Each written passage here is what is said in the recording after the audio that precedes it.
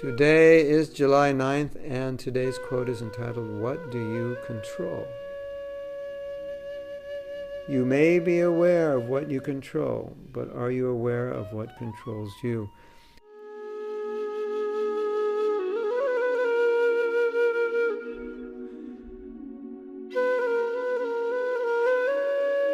Have you ever heard the saying, when you become attached to something, you buy things, you have things, and you think you're in control, but when you have them, they control you as well. So attachment.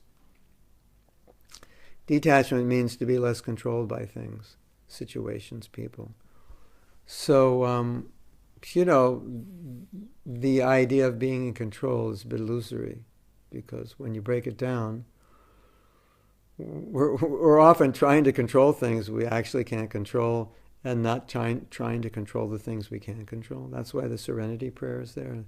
My Lord, please help me control what I should control, what I can't control, and please detach me, give me the peace to accept the things I can't control. And why is that prayer there? Because it's very common to try to control things we can't control and not try to control the things we can control. And what I often see is that we tend to want to control external situations, which either we can't control, or secondly, as we said yesterday, we shouldn't try to control because there's no value in trying to control them. And then on the other side, we often don't control the internal environment, which is what we should be controlling. So it's kind of a paradox, isn't it? That we try to control what we shouldn't or can't, and we don't try to control what we should and we can. And so, it's nice to be aware of what we can't control. I know in relationships, I think we think we can manipulate and control the other person, and sometimes we tell them, you do this and I don't like it and you should do that, and as if our words are going to change that person in like 3 seconds. You should do this, not that. Yeah, and that person has 1,000,000 lifetimes of conditioning, and your 3-second, it's not going to change it.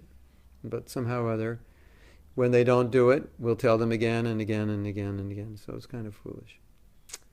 So, understand what you can control, understand what you can't control, and focus on what you can control, which is basically yourself and your immediate surroundings. As Stephen Covey, as I call him, Bhakta Covey, he said circle of influence, circle of concern. Like you want to change A, B, C, and D, but you can only change A, B.